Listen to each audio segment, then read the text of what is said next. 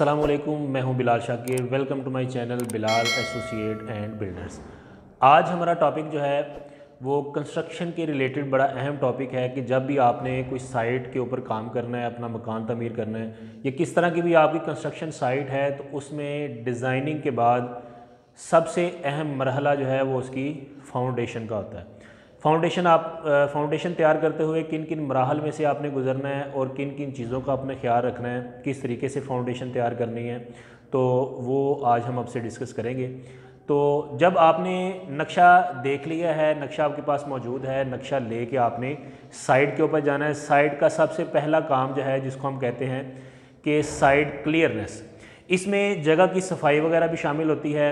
अगर आपकी साइड के ऊपर जो है वो कोई दरख्त वगैरह हैं, घास फूस है या कोई और पानी वगैरह खड़ा है, तो उस चीज़ को आपने ख़त्म करना है, पानी वहाँ से खुश्क करना है। अगर आपका प्लॉट जो है वो किसी गहरे इलाके में है कि पूरी आबादी का पानी उस जगह पे खड़ा हो रहा है, तो जिस तरफ से पानी आ रहा है उस जगह को रोकना है ताकि जो आपके प्लाट है वहाँ से पानी निकाल के वहाँ को खुश्क होने के लिए जो है वो आपने छोड़ देना है। और एक बड़ी अहम बात जो है, बाद का प्लाट्स के अंदर जो है वो लोग जो है वो कूड़ा क्रिकेट वगैरह जो है वो फेंकना शुरू कर देते हैं और हम लोग जो है वो उसको समझते हैं कि उसकी फिलिंग के हमारे काम आ जाएगा, हम भर्ती उसमें नहीं डालेंगे, हमारी बचत हो जाएगी।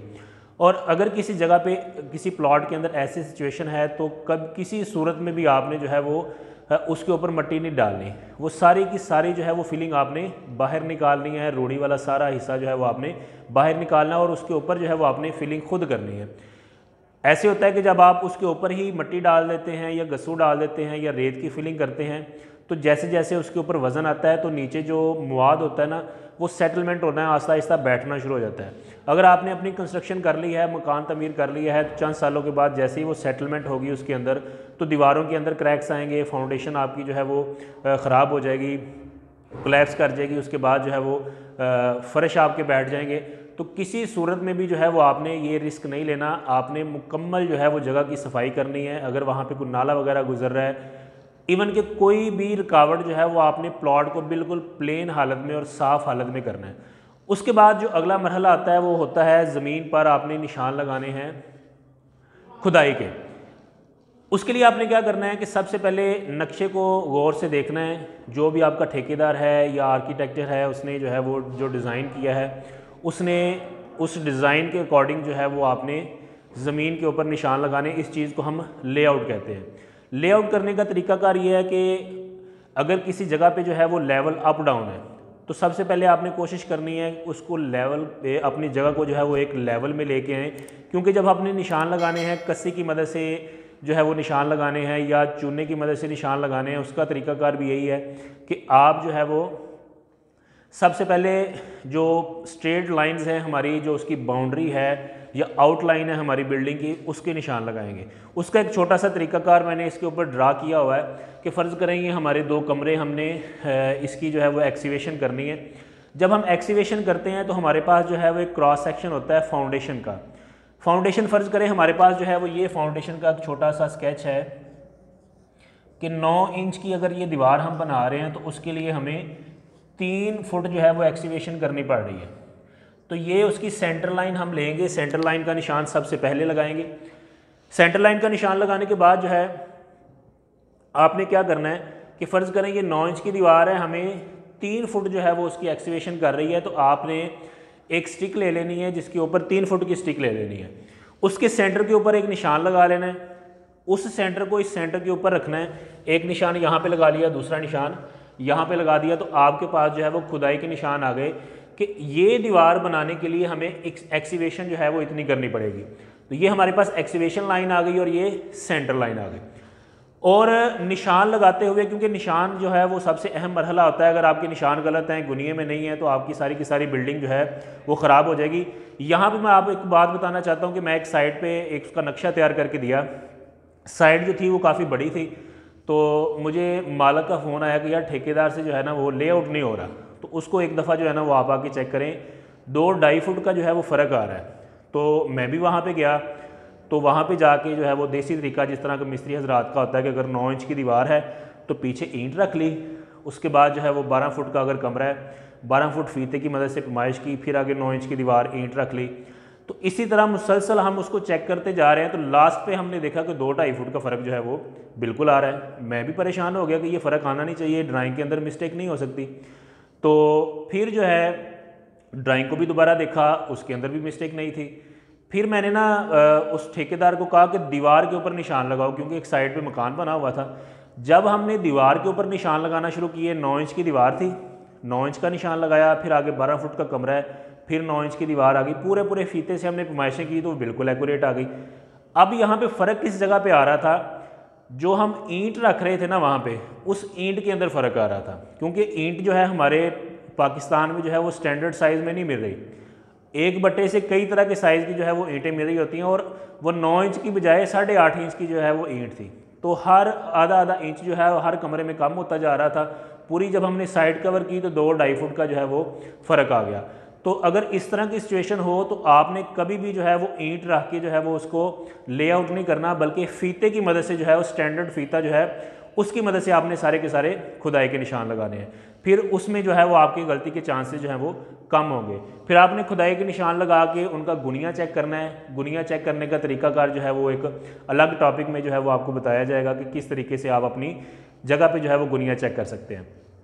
जब आपने सारी खुदाइयों के निशान लगा लिए, उसके बाद उसको दोबारा जो है प्रूफ रीडिंग कर लेनी है, उसको चेक कर लेना है क्या कि हमारे जो है ड्राइंग के अकॉर्डिंग जो है वो सारे के सारे निशान जो हैं वो ओके हैं। जब ओके होंगे तो फिर आपने अगले मरहले के लिए जाना है। हमारा अगला मरहला जो होता है वो एक्सीवेशन होता है, खुदाई करने का मरहला होता है। तो खुदाई अगर हमारा कोई छोटा प्रोजेक्ट है तो हम वहाँ से लेबर से जो है वो कस्सी बेलचे की मदद से जो है वो खुदाई करवाते हैं। खुदाई करवाने में इस चीज़ का आपने ख्याल रखना है कि जो आप मट्टी वहाँ से निकाल रहे हैं वो थोड़ी सी हट के आपने बाहर फेंकनी है, क्योंकि खुदाई करते करते जब मज़दूर नीचे जाता है तो वो दोबारा अगर मट्टी गिर जाए तो वो फिर दोबारा उसकी मेहनत जो है वो उसको करना पड़ेगी। अगर नीचे से ज़मीन सख्त आ जाती है तो उसके लिए गेंती वगैरह इस्तेमाल की जा सकती है, तगारियाँ हम इस्तेमाल करते हैं बाहर निकालने के लिए, या बाल्टियाँ इस्तेमाल कर लेते हैं। अगर इंसान की हाइट से ज़्यादा जो है डेप्थ के अंदर हमने जाना है तो उसके लिए जो है हम लकड़ी के तख्ते जो है वो लाजमी हमने इस्तेमाल करने हैं, क्योंकि ज़मीन की खुदाई करते जा रहे हैं तो साइडों का जो लोड होता है वो उसकी वजह से फाउंडेशन जो है वो नीचे दब जाने का खदशा होता है। तो लेबर को हमने सेफ्टी देनी है सबसे पहले, तो वहाँ पे लकड़ी के तख्ते जो है वो हम लगा के उसके दरमियान में सपोर्ट लगा लेंगे ताकि अतराफ़ की जो ज़मीन है वो अंदर की तरफ ना गिरे। उसके बाद अगर मशीनरी की मदद से खुदाई करवा रहे हैं तो वो मतलब कि नॉर्मली जो है वो उसको क्रेन वगैरह उठा के तो बाहर फेंक देती है, उसमें इतना इशू नहीं होता, लेकिन फिर भी जो है वो हमने एहतियाती तदाबीर का ख्याल रखना है। उसके बाद जो काम हम करते हैं वो कंक्रीट डालने का काम करते हैं। कंक्रीट जो है जैसे ही हमने एक्सीवेशन करनी है, खुदाई करनी है, उसके फ़ौरन बाद हमने कंक्रीट का काम करना है। वो इसलिए कि जब हम खुदाई करते हैं तो उसके नीचे जो है मट्टी के अंदर पानी होता है, नमी होती है, वो पानी वहाँ पे जमा होना शुरू हो जाता है। तो जितनी जल्दी आप उसकी कंक्रीट करेंगे तो पानी जो है, नमी जो है वो आपकी बुनियाद को मुतासर नहीं करेगी। बाद का ऐसे होता है कि अगर आपने बेसमेंट की खुदाई कर रहे हैं तो अतराफ़ के जो नाला वगैरह है या अंडरग्राउंड जो वाटर उसका फ़्लो जो है वो पानी वहाँ पे जमा होना शुरू हो जाता है, तो उसको भी पानी को हमने बाहर निकालना होता है। इस चीज़ को हम डी वाटरिंग कहते हैं। डी वाटरिंग भी एक अलग टॉपिक है, उसके ऊपर भी डिस्कस करेंगे इंशाल्लाह। तो जितनी जल्दी पॉसिबल हो हमने खुदाई के फ़ौरन बाद उसके अंदर कंक्रीट डालनी है। कंक्रीट डालने का तरीकाकार क्या है कि जब आपने खुदाई करनी है ना, खुदाई एक लेवल में होनी चाहिए। अगर किसी जगह पे आपसे खुदाई जो है वो ज़्यादा हो चुकी है बाय मिस्टेक, तो आपने परेशान नहीं होना, उसके ऊपर आपने रेत डालनी है, रेत की फिलिंग करनी है, उसको कंपैक्ट कर लेना है। अगर किसी जगह से खुदाई जो है वो कम है, उसको उतनी खुदाई को दोबारा करना है। और इस जगह पे आपने लेवल का ख्याल रखना है कि आपकी फाउंडेशन जो है वो मुकम्मल तौर पर लेवल हो। उसके ऊपर जो है वो आपने 6 इंच की, 9 इंच की, आपके डिज़ाइन के हिसाब से जो है वो आपने पीसीसी हल्की कंक्रीट 1/8-16 की जो है वो आप कर सकते हैं, नीचे बज्जर डाल के या ईंटों की रोड़ी डाल के जो है उसके ऊपर जो है वो आप पीसीसी करें। उसके बाद जो है वो अपना ब्रिक वर्क शुरू करना है। अब अगर आप फाउंडेशन को लेवल में नहीं करते तो प्रॉब्लम क्या होती है, अक्सर मिस्त्री हजरात जो है वो किसी जगह से फाउंडेशन नीचे होती है, किसी जगह से ऊपर होती है, उसके ऊपर ही जो है वो बज्जर वगैरह डाल देते हैं। एक तो वहाँ पे जो है वो मजबूती नहीं रहती, फाउंडेशन जो है वो जो उसका मुतलका लोड है वो बर्दाश्त नहीं कर सकेगी। उसके बाद देखें कि जब उसका लेवल नहीं है तो जैसे जैसे मिस्त्री हजरात ऊपर जाते हैं तो आपने देखा होगा कि जब मिस्त्री ऊपर चिनाई का काम करता है ना तो एक सीधे रद्दे जो है वो इस्तेमाल करता है। ईंटें सीधी लगाता है और दूसरे में जो है वो इस रुख ईंटें लगाता है 9-9 इंच की जो हम रद्दे लगाते हैं। तो अगर जब ऊपर आते हैं तो हमारे पास जब लेवल उसके वार बराबर नहीं ना आते, उसके रद्दे बराबर नहीं आते, तो वो तेगा लगा लेता है, तेगा लगा के उनको बराबर करने की कोशिश करता है। अब देखें इस चीज़ को हम कहते हैं इंग्लिश बॉन्ड, कि एक जो है वो ईंटें हमारी इस तरह की सीधी चल रही हैं, इस तरह चल रही हैं। दूसरा स्टेप जो है वो छोटे साइज़ की ईंट जो है वो हमें नज़र आ रही होती है 9 इंच की दीवार के लिए। तो जब वो खड़े रुख ईंट लगाता है ना इसके अंदर, तो वो बांड नहीं बनता, वो मजबूती नहीं बनती, दीवारों के अंदर जो है वो तोड़ इस तरह जो है वो क्रैक्स आ जाते हैं, पूरी लाइन से एक नज़र आना शुरू हो जाती है। तो वो उस चीज़ को जो है वो हमने अवॉइड करना है। अगर हम नीचे से ही उसकी फाउंडेशन का लेवल एक जैसा रखेंगे तो वो हमें रद्दा नहीं लगाना पड़ेगा, खड़े रुख जो है वो ईंट नहीं लगाना पड़ेगी, जिसकी वजह से वो क्रैक्स जो है उससे हम बच सकते हैं। तो जब भी आप कंस्ट्रक्शन करवाएं तो ठेकेदार से आपने ये कहना है कि हमारी फाउंडेशन जो है वो लेवल में होनी चाहिए, हमने रद्दा इस्तेमाल नहीं करना, पूरी इंग्लिश बॉन्ड के अंदर जो है वो हमने अपनी चिनाई को कंप्लीट करना है। उसके बाद जो है जब आपने नीचे अपना पीसीसी का काम कर लिया है, कंक्रीट वर्क कर लिया है, उसके बाद आपने जो है वो चिनाई का काम करना है। कंक्रीट वर्क करने के बाद आपने उसको जो है वो तराई करनी है और 2 दिन के बाद आपने चिनाई का काम शुरू करना है। चिनाई जो है वो आपकी ड्राइंग के मुताबिक होनी चाहिए, जो भी आपकी स्पेसिफिकेशंस हैं, दर्जा अव्वल की ईंट आप इस्तेमाल कर रहे हैं, उसके जो भी रद्दे रखने हैं वो आपने ड्राइंग के मुताबिक, या अगर आपने ड्राइंग नहीं करवाई हुई तो आप अपने मुतलका ठेकेदार के साथ जो है ये राब्ता करके और मुकम्मल जो है वो डिटेल के साथ उसके साथ इस टॉपिक के ऊपर बात करनी है। क्योंकि हमारी कोई भी अगर आप मकान तैयार कर रहे हैं तो उसकी फाउंडेशन जो है वो सबसे अहम किरदार अदा करती है। अगर फाउंडेशन जो है वो आपकी कोलैप्स हो जाए तो पूरे का पूरा घर जो है वो आपका जो है वो तबाह हो सकता है। तो इसलिए ये इंतहाई अहम जो है वो हमारा जुज़्व है हमारी बिल्डिंग का।